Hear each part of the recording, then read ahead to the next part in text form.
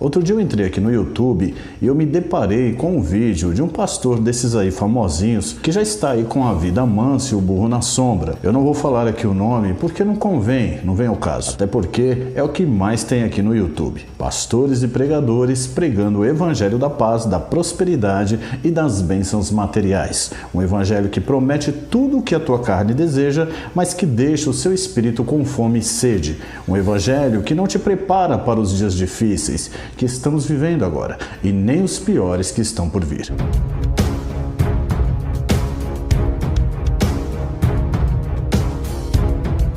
A paz de Deus e do nosso Senhor Jesus Cristo seja na sua vida. Bem, nesse vídeo, esse pastor, ele parecia se sentir incomodado porque o número dos eleitos que estão acordando para a verdade das Escrituras está aumentando. O número de pessoas em todo o mundo que estão atrás da verdade do Evangelho que liberta e prepara, está subindo, graças a Deus. Os olhos de muitos têm se aberto e as pessoas têm percebido que conhecer a verdade não dá medo como eles tentam te passar. Ao contrário, a verdade liberta do medo e do engano. Por isso Cristo advertiu que conhecereis a verdade e a verdade vos libertará. E nesse vídeo, esse pastor, ele começou a falar de muitos que estão pregando o medo e o caos e que estão colocando medo nas pessoas.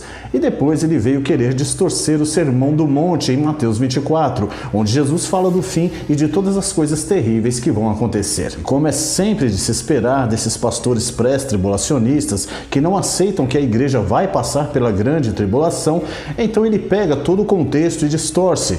Resumindo, esse pastor disse que muitos pregadores que pregam colocando medo nas pessoas usam muito Mateus 24. E aí ele diz que esses eventos não é para a igreja, mas para os judeus. E então ele usa Mateus 23 para justificar que todas essas coisas que Jesus disse em Mateus 24 foram para os judeus e não para a igreja. Enfim, é aquele mesmo blá blá blá de sempre. O mundo está aí acabando, está despencando, e esses homens que visam mais o dinheiro com o evangelho de bênçãos e prosperidade, eles continuam pregando uma falsa realidade e uma falsa paz que não existe e nem vai existir antes da volta de Cristo.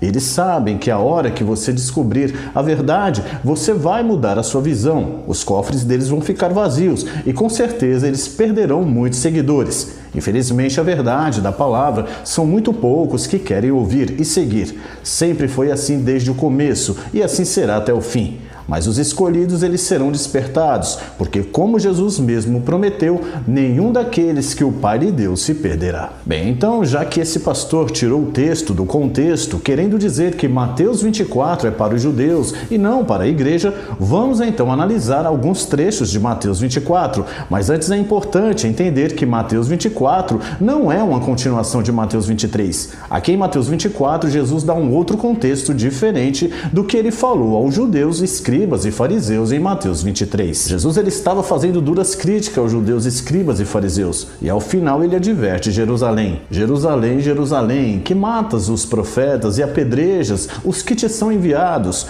Quantas vezes quis eu ajuntar os teus filhos, como a galinha junta os seus pintos debaixo das asas, e tu não quiseste.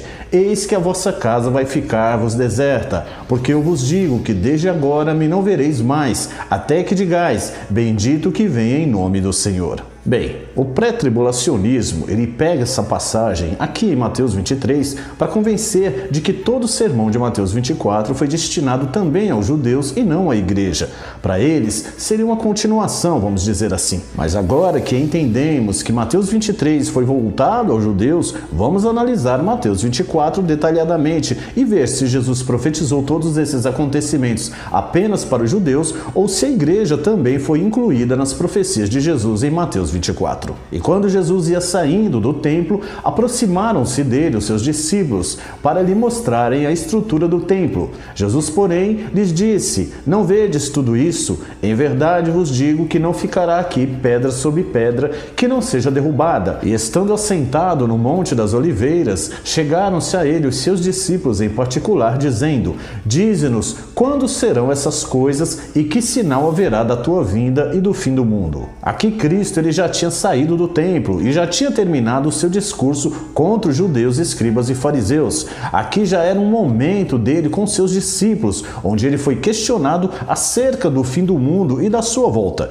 Então é importante entender que aqui começa um novo discurso de Jesus apenas para os seus discípulos. Jesus aqui, ele abriu para os seus discípulos todas as revelações que aconteceriam acerca do fim. E Jesus respondendo disse-lhes: acautelai-vos que ninguém vos engane, porque muitos virão em meu nome, dizendo, eu sou o Cristo, e enganarão a muitos. Observe que o contexto do discurso de Jesus aqui, ele muda totalmente do contexto em Mateus 23. Em Mateus 23, Cristo estava repreendendo os judeus hipócritas, os escribas e fariseus. Aqui já foi depois, fora do templo, onde Jesus se dirigiu apenas aos seus discípulos e abriu a eles não só o que aconteceria em Jerusalém, mas em toda a terra. E ouvireis de guerras e de rumores de guerras. Olhai, não vos assusteis, porque é mister que isso tudo aconteça, mas ainda não é o fim. É interessante observar que apesar de Cristo estar falando com seus discípulos, fica claro que ele estava dando um recado à igreja, às gerações futuras. Jesus sabia que cada palavra, cada ponto e vírgula que saísse da sua boca chegaria até nós. As revelações que Jesus fez aos seus discípulos é tão clara que foi para a igreja que tem eventos que Cristo profetizou e que ainda não aconteceu. E muitos outros que ocorreram e que irão ocorrer que seus discípulos mesmos não presenciaram. Todas as revelações que Cristo deu aos seus discípulos começaram após a sua partida e estão determinadas até o fim, até a sua volta. Porquanto se levantará nação contra nação e reino contra reino, e haverá fomes e pestes e terremotos em vários lugares, mas todas estas coisas são o princípio de dores. Porquanto se levantará nação contra nação e reino contra reino. Veja aqui que Cristo, ele não foca apenas em um ponto em seu sermão. Aqui ele não poderia estar falando só aos judeus ou só de Jerusalém. Ele se referiu a todas as nações da terra, a todos os reinos. É importante observar que o sermão de Cristo aqui em Mateus 24 não está ligado ao discurso de Mateus 23, mas é uma longa resposta à pergunta que seus discípulos fizeram acerca da sua vinda e do fim do mundo. Então Cristo ele abriu aos seus discípulos todos os acontecimentos que envolveriam não só a eles, mas toda a terra e com certeza a igreja. Um outro ponto é que quando Jesus se refere aos seus discípulos, ele os compara à igreja, porque existiriam situações que os seus discípulos não passariam em um futuro distante, mas a sua igreja, os seus eleitos, iriam passar. Então vos hão de entregar para seres atormentados e matar-vos-ão, e sereis odiados de todas as nações por causa do meu nome. Nesse tempo muitos serão escandalizados e trair-se-ão uns aos outros, e uns aos outros se odiarão. Todos eles foram atormentados e muitos mortos. Eles foram odiados e perseguidos pelo amor de Cristo. Mas essa profecia não está destinada somente aos judeus. Basta olharmos as notícias que vemos todos os dias. Cristãos sendo perseguidos e mortos por todo o mundo todos os dias. Coloca aí no Google, cristãos mortos e perseguidos, que vocês vão ver que são milhares em muitos países. E isso ainda vai aumentar muito. Bem, então até aqui vemos que Mateus 24 não foi só para os judeus e nem só para Jerusalém. E surgirão muitos falsos profetas e enganarão a muitos, e por se multiplicar a iniquidade, o amor de muitos esfriará. É só em Jerusalém que tem falsos profetas? Só porque eles negaram a Cristo não significa que só lá tem falsos profetas. Ao contrário, tem muitos pastores e líderes evangélicos em todo o mundo dizendo Senhor, Senhor, mas que são falsos profetas, porque pregam um evangelho distorcido, o evangelho do tudo eu posso, da prosperidade, das riquezas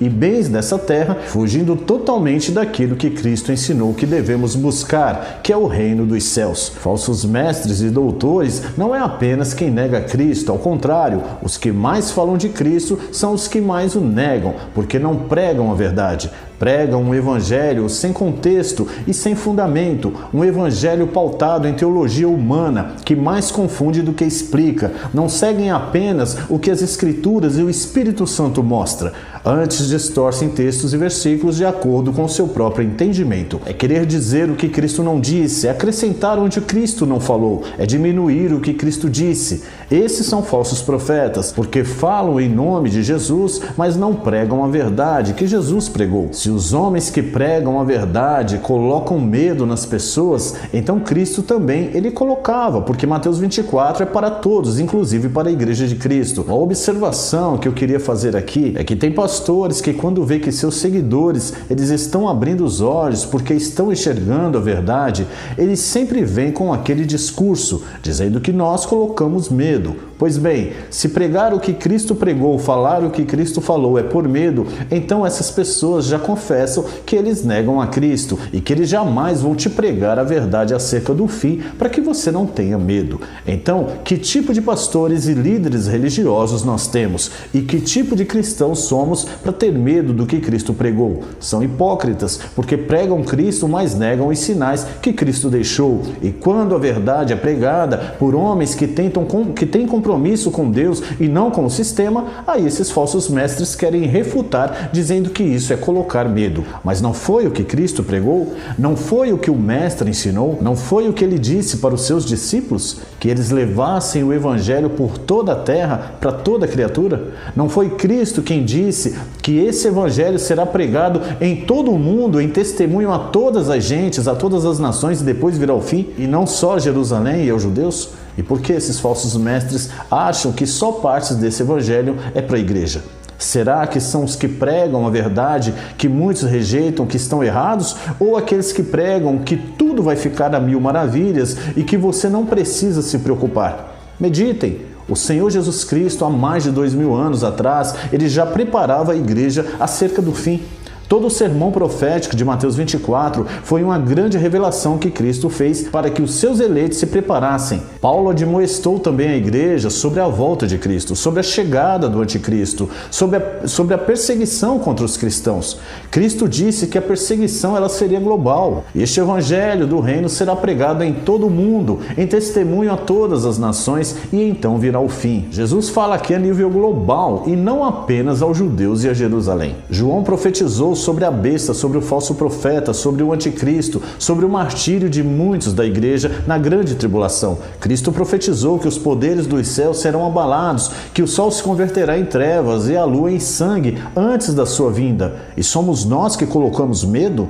Ou somos nós que damos continuidade às verdades das Escrituras? E eu me alegro com isso, sabe por quê? Porque Cristo ele disse que assim como perseguiram a ele, perseguiriam a nós também. Então, se você não tem perseguição, se você não passa por tribulações, se você vive o evangelho da paz, da prosperidade, do carro zero, da chave da casa própria, de que o crente não sofre e não é perseguido, então comece a orar para Deus abrir o seu entendimento, porque é exatamente isso que o diabo quer, tirar a sua atenção da verdade, para quando o seu filho, o anti-messias, aparecer, você o receba de braços abertos, achando que é simplesmente um governo mundial que tudo pode, mas que não tem nada a ver com o poder das trevas. Para que quando a verdade aparecer, você rejeite, porque muitos foram doutrinados pelo evangelho corrompido e distorcido, que promete o que Cristo não mandou prometer e não te prepara, não te faz um soldado de Cristo, mas antes um covarde em Cristo, que fala de Cristo, diz servir a Cristo, mas tem medo de ouvir a verdade. Esses falsos mestres são assim, enchem o seu rebanho de mentiras e vaidades espirituais, distorcem a palavra, mudam o contexto e quando a verdade aparece, eles simplesmente aparecem dizendo que isso é por medo. Realmente, a verdade das Escrituras dá medo, mas dá medo no crente que aprendeu a mentira, que viveu até hoje no engano, que só aprendeu que precisa dizimar e dar coletas para que Deus retribua 10 vezes mais. Esses têm medo de ouvir a verdade. O crente que só ouve que Deus manda te dizer que vai ficar tudo bem, que essas coisas não é para a igreja, esse tem medo. O crente que está acostumado a viver de campanha, esse tem medo. Hoje muitos cristãos têm medo de ouvir a verdade das Escrituras, porque foram criados apenas com leite, assim como Paulo fez com muitos de seus discípulos, porque eles não estavam preparados para ouvir a verdade. Eu, irmãos, não vos pude falar como a espirituais, mas como a carnais, como a meninos em Cristo, Cristo. Com leite vos criei e não com carne, porque ainda não podíeis, nem tampouco ainda agora podeis. Porque ainda sois carnais, pois havendo entre vós inveja, contendas e dissensões, não sois porventura carnais e não andais segundo os homens? Hoje, quando se fala do fim de todas as coisas, os falsos mestres aparecem tentando, com seus falsos discursos, desviar seus membros de conhecer a verdade, porque uma vez que se conhece a verdade, você é liberto e liberta do engano, e uma vez liberto, você não volta mais ao vômito de antes. Em outras palavras, a verdade do Evangelho para esses falsos mestres significa um grande prejuízo milionário para os seus templos e seus bolsos. Vivo eu, diz o Senhor Deus, que porquanto as minhas ovelhas foram entregues à rapina, e as minhas ovelhas vieram a servir de pasto a todas as feras do campo, por falta de pastor, e os meus pastores não procuraram as minhas ovelhas, e os pastores apacentaram a si mesmos, e não apacentaram as minhas ovelhas. Portanto, ó pastores, ouvi a palavra do Senhor. Assim diz o Senhor Deus: eis que eu estou contra os pastores, das suas mãos demandarei as minhas ovelhas, e eles deixarão de apacentar as ovelhas. Os pastores não se apacentarão mais a si mesmos, e livrarei as minhas ovelhas da sua boca, e não lhes servirão mais de pasto, porque assim diz o Senhor Deus: eis que eu mesmo procurarei pelas minhas ovelhas e as buscarei. O Eterno está tirando os seus eleitos das mãos de homens que escondem a verdade e pregam a mentira. É tempo de adorar a Deus em espírito e em verdade, e buscá-lo, conhecê-lo em espírito e face a face. A verdade não dá medo, mas liberta. Só tem medo quem vive no engano. A verdade, ela não assusta, ela prepara, capacita, dá força e coragem para você se armar espiritualmente contra as armadilhas do adversário. Se os falsos mestres afirmam que pregar a verdade é por medo nas pessoas, então eles devem achar que Cristo foi o maior terrorista de todos os tempos. Meditem em Mateus 24, em 1 e 2 aos Tessalonicenses, leiam Apocalipse, continuem acompanhando os vídeos aqui, que com certeza sua mente vai abrir e o medo vai embora. E ao contrário do que os falsos mestres ensinam, ao invés de um covarde, de um cristão medroso, você se tornará confiante, forte e firme nas promessas de libertação do Senhor Jesus. Para ser liberto, é preciso conhecer a verdade, continuar dormindo um sono espiritual. Um evangelho dos braços cruzados só vai fazer você perder tempo e não estar preparado e preparada quando o anticristo for revelado. Lembrem-se, quem peleja por nós é o Senhor Jesus Cristo. Portanto, nós não temos o que temer. A verdade liberta, mas o engano te adormece e te impede de conhecer e se revestir das armaduras espirituais. Medite nisso. Um exército ele é formado por homens valentes e de coragem, não é mesmo? E como que esses homens são treinados? Como que eles perdem o medo? Sendo ensinados que vão passar pela guerra sem dor e sem morte? Não. Eles são ensinados que serão poupados da guerra na hora que ela acontecer e que eles não participarão? Não. Eles são enganados por seus generais e superiores, dizendo que vai ser fácil e que todos serão poupados? Não. Eles conhecem a verdade. Eles sabem o que lhes espera. Eles sabem que podem voltar, mas também podem não voltar. Eles são treinados não com palavras mansas e nem com falsas promessas. Eles são treinados com gritos, com palavras duras e com a verdade do que lhes espera caso eles não se preparem. Assim fez o Senhor Jesus. Disse a verdade acerca do que vai acontecer antes da sua vinda e ensinou a igreja a se preparar, mas também a confiar no seu poder, exatamente para que os seus eleitos aprendessem a confiar e não a temer. Mas os falsos mestres do evangelho, paz e amor e dinheiro, esses não estão preparados para isso e nem preparam o seu rebanho. Cristo, ele é amor, ele é misericórdia, mas também ele é guerreiro, ele é valente, ele nunca foi frouxo e nem medroso, assim como seus discípulos também foram depois dele. Agora hoje, quando se prega a verdade que Cristo e seus apóstolos pregaram, aí aparece aí os falsos mestres dizendo que isso é por medo nas pessoas. O problema é que muitos cristãos não querem compromisso com a verdade, não querem ler as escrituras, preferem comer da boca do que seus pastores falam sem ao menos te questionarem, e é aí que entra o engano de um evangelho distorcido que não edifica, mas só serve para acovardar o crente e acreditar que a perseguição e provação não é para eles. Infelizmente, muitos vão perecer por não terem conhecido a verdade, mas ainda dá tempo. Se apegue às Escrituras, leia a Bíblia, ouça, procure pela verdade, e com certeza você será liberto e liberta de tanta cegueira espiritual que os templos espirituais e alguns falsos mestres famosos têm te ensinado. Esse é o vídeo de hoje. Eu peço que você deixe aí o seu like e compartilhe esse vídeo com os seus amigos e em suas redes sociais. E se você desejar receber uma notificação em seu celular todas as vezes que eu postar um novo conteúdo aqui no canal, é só se inscrever e ativar o sininho em todas, conforme mostra a animação abaixo do vídeo. Que Deus abençoe a sua vida, a sua família e até o próximo vídeo.